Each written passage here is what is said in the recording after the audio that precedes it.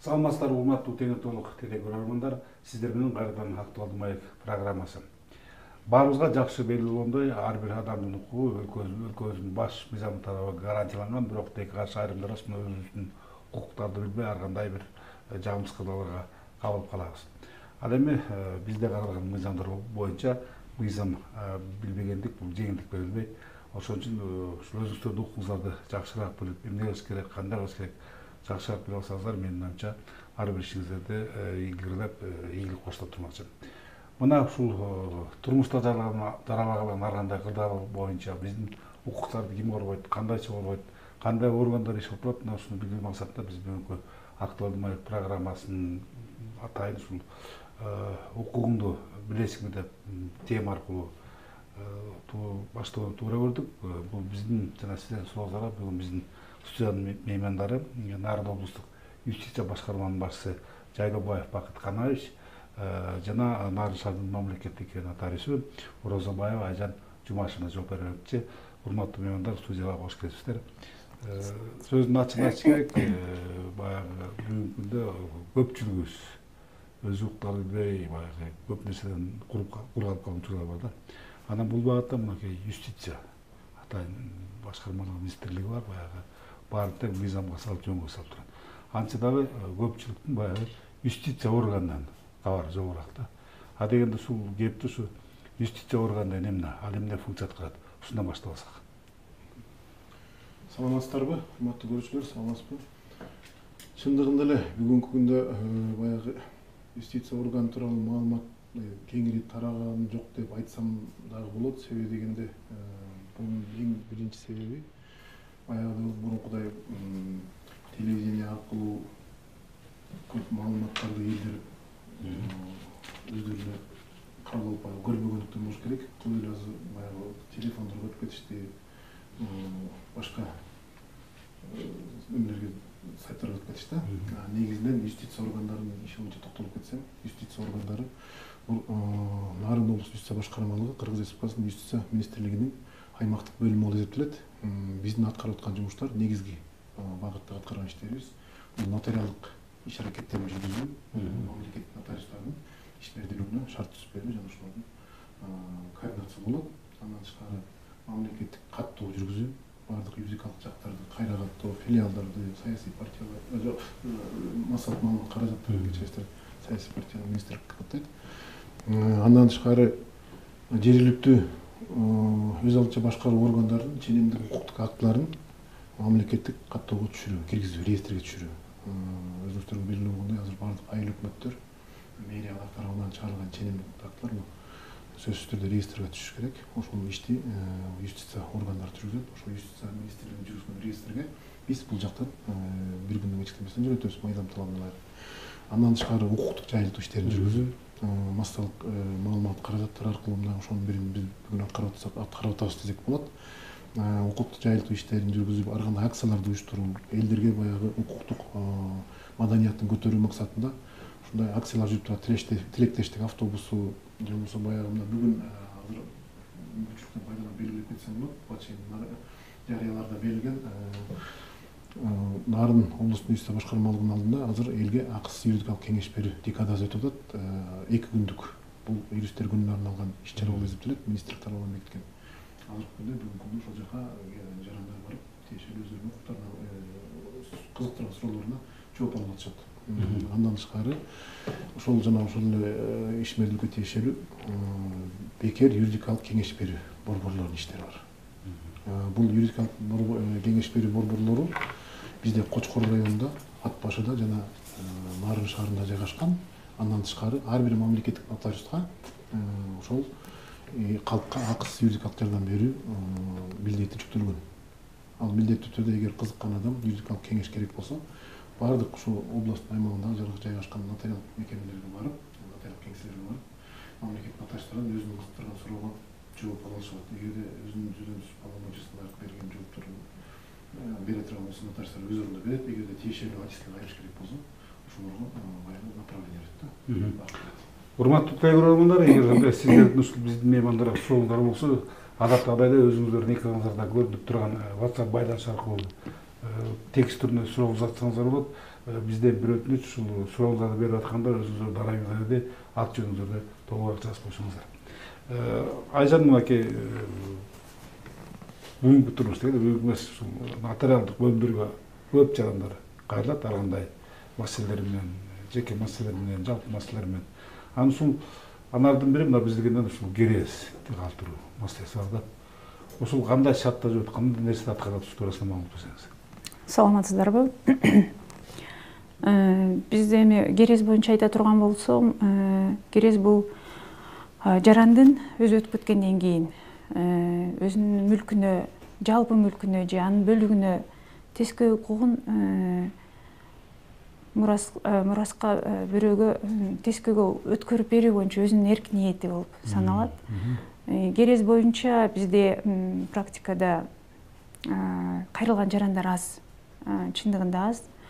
Бирок акыркы жылдары керезге ушу маани берип, улгайган адамдар эле керез берет деген эл ичинде бир пикирлер бар да. Азыр жаштар деле келет. Эми кандай кесепет болот, эртең күн кандай болот деген билбейбиз. Андыктан ушу керезди бир тариздөөдө кыскача маалымат бере кетсем, керезди эки түрү болот. Жөнөкөй жазуу түрүндө жана жашыруун керез деп коет. Жөнөкөй жазуу түрүндөгү керезди керез калтыруучу адамдын сөзүнөн жазып, нотариус жазып, тариздеп, ошол керезди жазуунун мөөнөтүн, убактысын, кайсы жерде жазылып атат деп керез калтыруучунун сөзүнөн жазып, так жазып, кайра өзүнө кол койгонго чейин тааныштырылып, окуп берилип, анан кол коюлгандан кийин анан күбөлөндүрүп алсак болот. Ал эми керезди жашыруун керез болсо, бул мазмуну менен нотариус тааныша албайт, керезди калтыруучу өзү гана билет. Ал жашыруун мүнөздөгү керезди бекитерде атайын эки күбөнү чакырып келип, конвертке салып, ошол күбөлөрдүн дагы колун, аты жөнүн, жашаган даректерин жазып конвертке, ал конвертти кайра дагы башка конвертке салып, анан аны сыртынан бекитип, нотариустун көйлөндүргөн жазуусу түшүрүлөт дагы, анан сактоого алынат. Жашыруун керезди адамдын көзү өтүп кеткенден кийин анан кимге деп калтырылган болсо, ошондо анан ачылып, анан мураскорлоруна жарыяланат. Аны бизде кээ бир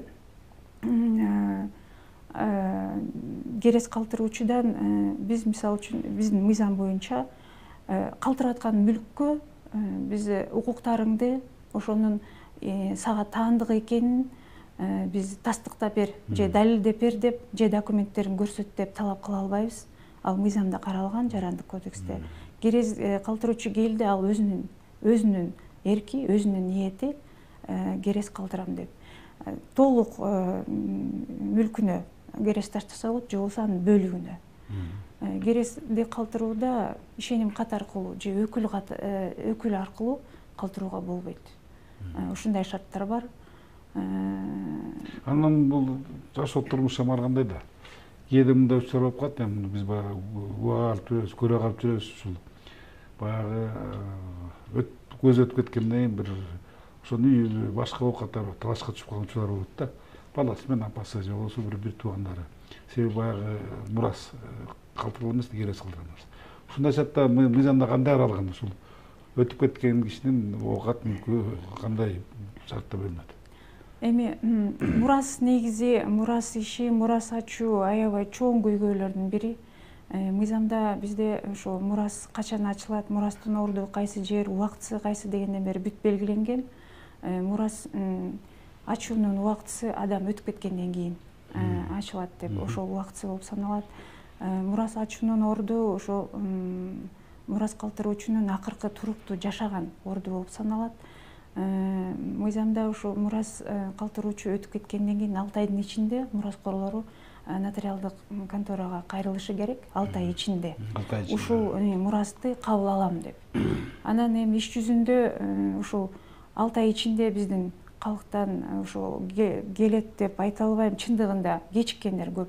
Көбүн эсе киши өлгөндөн кийин бара калды деп, элимне дейт, өзүнө өткөрө калыптыр деп көп ушу апалар келет айылдан. Бир 5 жыл, 6 жыл, 10 жыл өтүп кеткенден кийин келиши мүмкүн да. Анан эми бул жерде мурас негизи жалпы мураска калган мүлк жалпы менчиктеги мүлк болсо, ал сөзсүз түрдө никеде турган аялдын бөлүгү сөзсүз түрдө болот. Андан калгандарынан калган мураскорлорго бөлүнөт. Мындан сырткары белгилей кетчү нерсе, милдеттүү түрдө мураска кирүүчү адамдардын тизмеси бар. Булар мисалы үчүн мурас калтыруучунун эмгекке жарамсыз балдары болсо, эмгекке жарамсыз ата-энеси болсо, жубайы же жашы жат элек балдар болсо, сөзсүз түрдө милдеттүү үлүштө болот деп бизде ошондой нормалар бар. Биздин көрөрмандар сөздөн соолорун узата башташты. Нарын шаарынан көрөрман сурап атат. Нарын облустук ички башкармалыгында эмне ийгиликтер болуп атат? Көйгөй барбы силерде деле дейт. Эмне маселе дейт?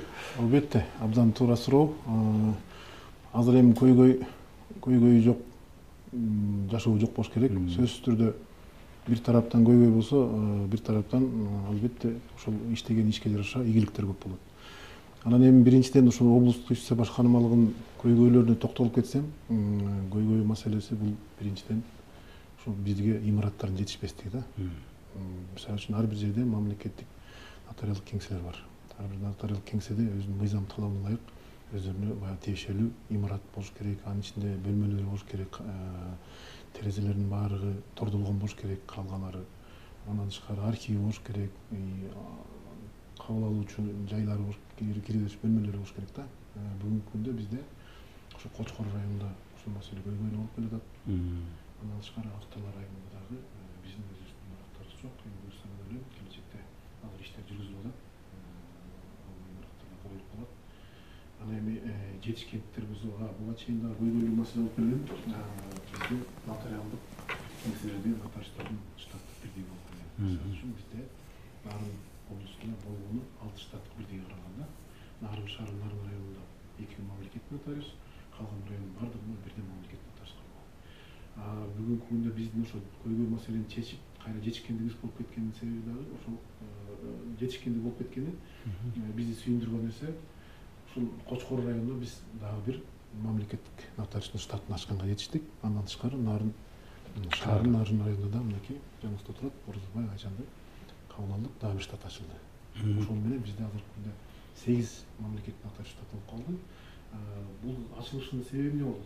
Себеби дегенде, буга чейин эле өзүңүздөр угуп калсаңыз да керек, турмуш боюнча барып калганда, туугандарыңыздар барып калдыбы? Нарын шаарында кезек аябай көпкө узакка созулуп кетчү да. Адамдар көп келип, бир нотариус калып калат кээде, баягы ар кандай шарттар менен бирөө ооруп калат, бирөө отпускка кетип калат.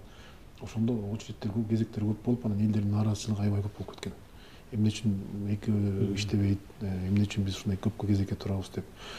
Анан эми азыркы күндө ушул маселе мындай толук чечилбесе дагы кезектер азайып, элдерге мындай жагымдуу шарттар түзүлүп калды да. Кочкор районуна түзгөнүбүз, штаттык бирдик ачканыбыз дагы баягы географиялык шарт боюнча Жумгал району менен Кочкор районунун ортосундагы өзүнүн жолдорун айтпай эле коеюн, узактыгы дагы бир талай узак.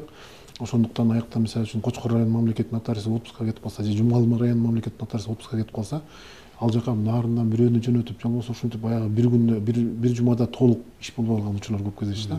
Бүгүнкү күндө мен ойлойм, жетишкенибиз ошол маселе чечилип калды. Андан тышкары дагы баса белгилеп кетчү нерсе, Жумгал районунда бүгүнкү күндө жана көйгөй маселеден чыкканыбыз, Жумгал районунда юстиция үйү курулду. Толук мамлекет тарабынан каржыланып, ал юстиция үйүнө ошо биздин мамлекеттик нотариус буга чейин почта мекемесинде ижара акы төлөп отурчу эле, ошол нотариалдык кеңсени ошол жака көчүрдүк. Андан тышкары пробация органы баягы министрликтин ведомстволук бөлүгү болгондуктан ал жакта пробация кызматкерлери дагы ошондой эле жанагы башында белгилеп кеткен акыс бекер юридикалык жардам көрсөтүү боюнча адвокат, реестрген адвокат отурат.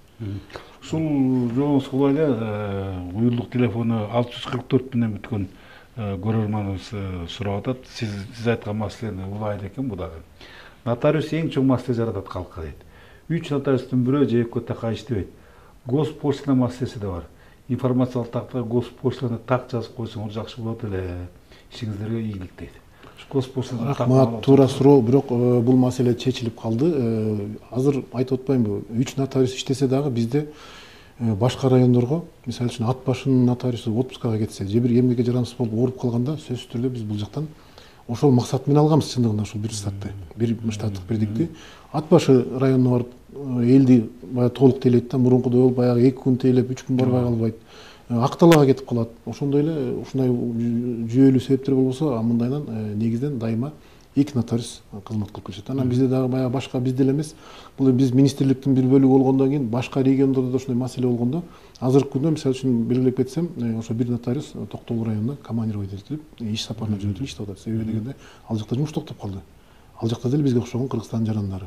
Аларга дагы кызмат көрсөтүш керек. Ал эми госпоштана тактысы боюнча биз өзүбүз негизи отурган имаратыбыз, азыр мамлекеттик нотариустар отурган имарат башында ошо юстиция министрлигинин балансында болчу. Анан кийин өкмөттүн токтому менен 2009-жылы сот департаментинин балансына которулуп, бизге бир өкмөттүн токтомуна буйругуна ылайык 17 иш бөлмөсү калтырылып, калган имарат сот департаментине өтүп кеткендиктен бизде азыр ошону мындай толук маалымат жайгаштыруу, такта жайгаштырганга орун жок болгондуктан бирок азыр караштырып атабыз. Сыртка эми жай келип калды, сырт жагына урмуштурабыз, бирок негизинен бирок бар. Толук баягы балким ошо көрөрманыбыз көрбөй калган чыгар. Бир кичинекей жерге жайгашып калган да. Негизинен ошол көйгөйлүү себептен эле, болбосо эгер өзүбүздүн имаратыбыз болсо, биз аны чоң кылып эле киргенде эле көрүнө турган кылып коймокпуз. Ошондой мүмкүнчүлүк жок себептен ушундай болот. Негизинен госпоштана бар. Жана сиз туура айттыңыз да, турмушта бирөө арганда жумушта менен бир жака чыгып кетет. Экинчиси калып калат. Же болбосо бирөөсү айталы Бишкекте иштейт да, экинчиси Нарында жүрөт. Ошол учурда баягы турмушта ошолду үйгө учетко туруу маселеси чыгарылат. Мына ушундай учурларда менимче айжан ишеним кат дегендер колдонулат да. Ушу ишеним кат жөнүндө да маалымат беребиз. Себеби бүгүнкү күндө ушу ишеним катка көбүрөөк пайдалангандар көбөйүп атат да. Жанагы шарттардан турган. Мен бир-эки гана себебин айттым, бирок ар кандай себептер бар. Ушу ишеним кат боюнча да түшүнүк берип койсоңуз, себеби биздин көрөрмандарыбыз абдан керек болуш керек. Кечиресиз, мен сизди азыр тактоо киргизип кетейин. Учетко туруу боюнча азыр бизден ишеним кат эмес, макулдук алып түшөт. Макулдук таризделет. Үй ээси макулдук берет. Ошо өзүнүн сиздер аркылуу өзүнүн үйүнө отурганга макулдугумду берем деп ошо таризделгенден кийин ошол макулдуктун негизинде анан жаран барып учетко отурат да. Ал эми ишеним кат боюнча бизде негизи ишеним каттын өзүнүн мүнөздөмөсү бул бир жак экинчи жакка убактылуу өзүнүн бир ыйгарым укуктарын өткөрүп берип таризделген бир документ болуп саналат ишеним кат. Анан ишеним каттын мөөнөтү, максималдуу мөөнөтү 3 жылдан ашпайт. Ишеним кат боюнча ошо биринчи жак өзү кандай ыйгарым укуктарды берсе, ошонун чегинде экинчи жак анын кызыкчылыктарын коргоодо, анын укуктарын коргоодо ишке жүргүзүп алат да. Анан ишеним кат боюнча ишеним өткөрүү деген бизде укугу бар. Ишенимди өткөрүү бул эгерде ишеним катта биринчи жак өзү экинчи жакка берилип аткан ыйгарым укуктарды үчүнчү жакка ишенимди өткөрүү менен ишеним кат берүү, экинчи ишеним кат берүү боюнча укук каралса, экинчи жак өкүлчүлүк кылып жүргөн жак башка адамга ошол эле ыйгарым укуктарды бере алат. Бирок ишеним кат биринчи негизги ишеним кат таризделген мөөнөттөн ашпашы керек.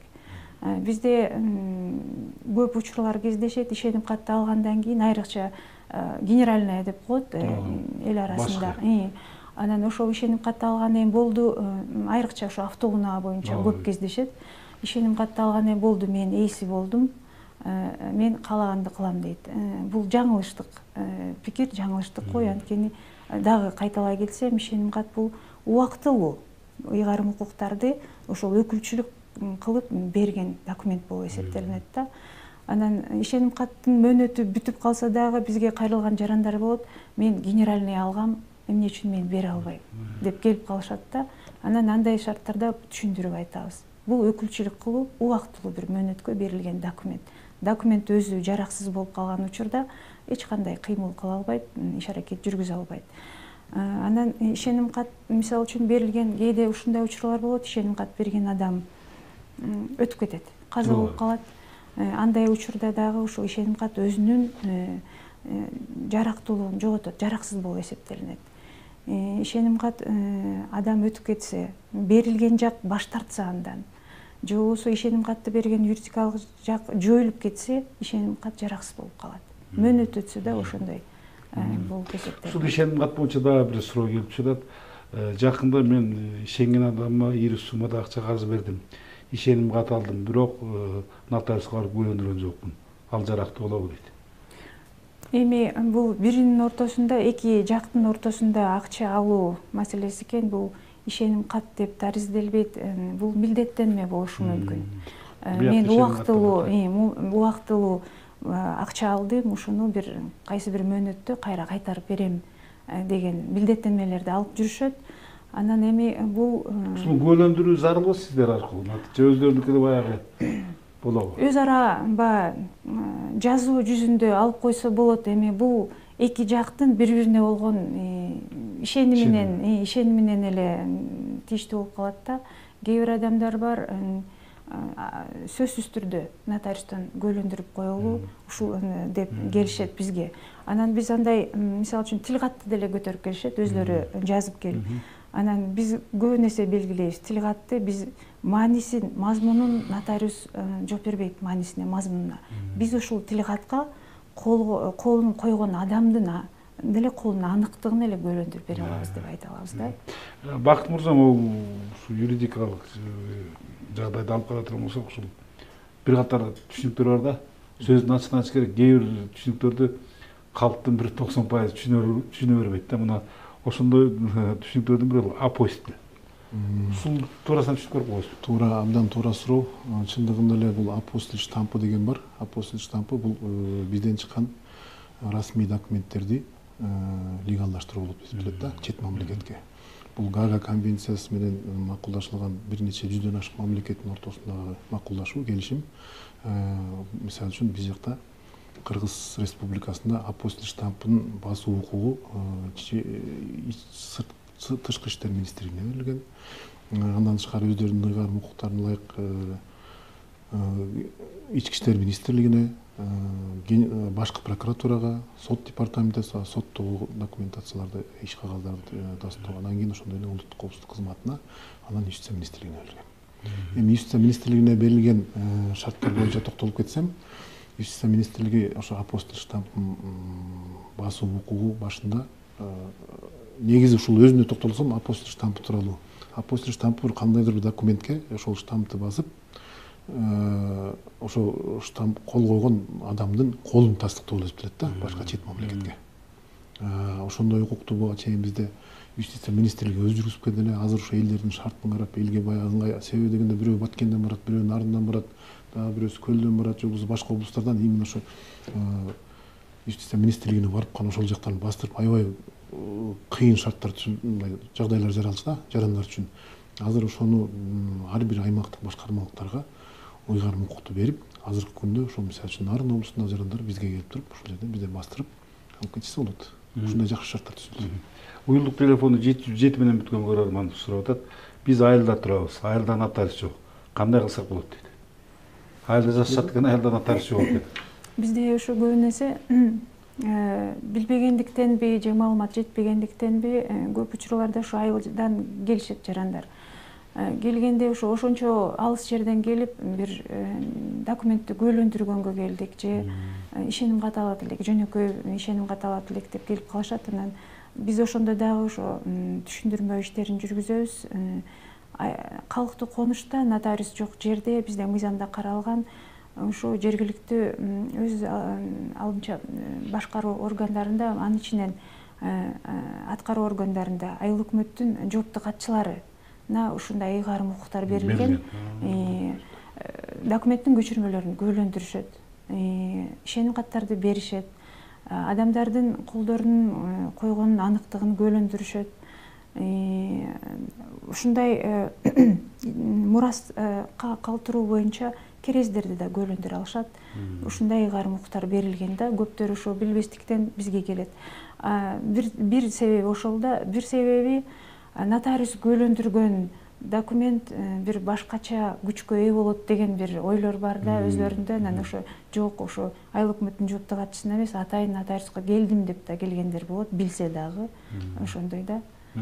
Демек, урматтуу ушу бизге суроо жаткан көрөрман жана ошондой эле биздин айылдагы бир туугандар, эгер жанагы жогоруда Айжан айткан маселе болсо, ора тартып жолоочунун эч кандай кажети жок, болгону тек гана ошол айыл өкмөтүнө кайрылсаңыздар, мынакей азыр өзүңүздөр уктуңуздар, ошол тиешелүү адистер силердин ишиңиздерге бүтүп берүүгө укуктар берилген.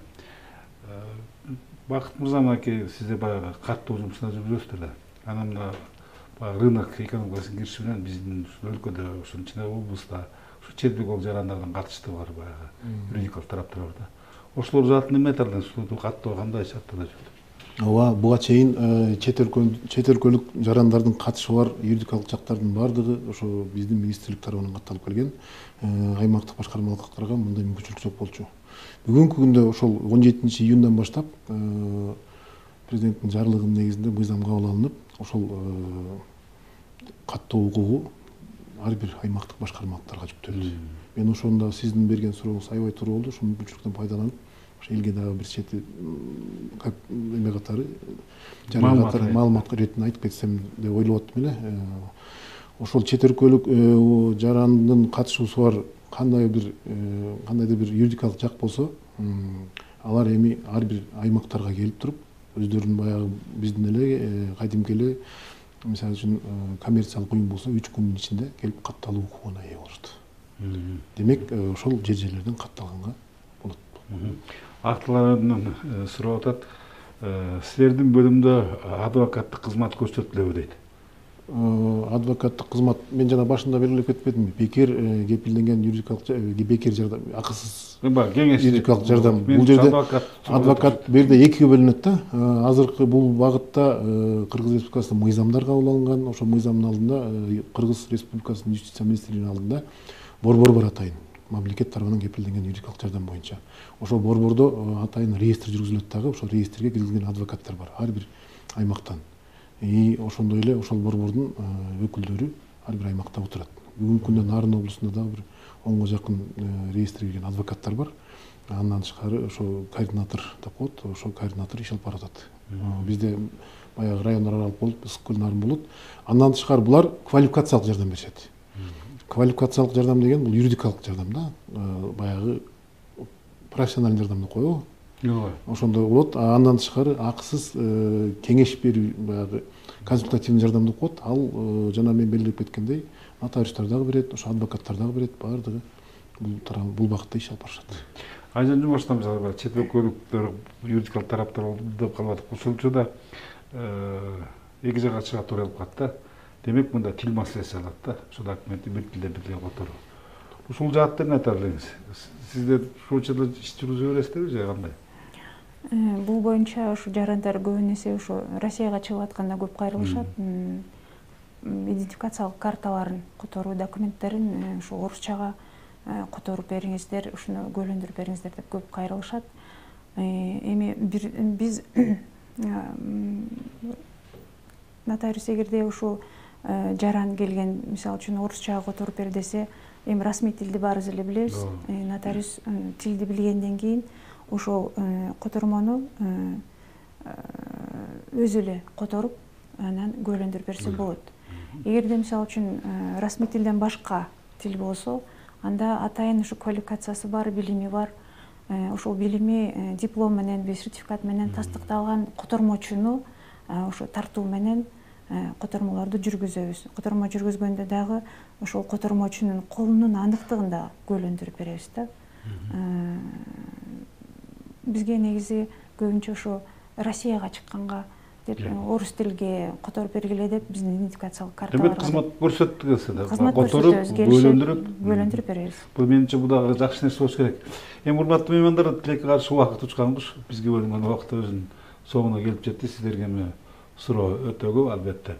ушул мүмкүнчүлүктү пайдаланып айта кетейин, урматтуу көрөрмандар, эгерде сиздер ушул укуктук жактан, юридикалык жактан сурооңуздар болсо, биздин атайын адистин кеңеши деген көрсөтүүбүз бар. Ошону көрсөңүздөр бир топ сурооңуздарга жооп аласыздар. Эмесе мен сиздерге ушул убакыт бөлүп атайын келип, биздин чегиңиздер менен терең ыраазычылык билдирем. Дайым эле ишиңиздер ийгилик болсун. Ушуну менен бүгүнкү актуалдуу маек программасынын соңуна чыгабыз. Кызматыңыздарда мен Бөлөкбай Шеримбеков болдум.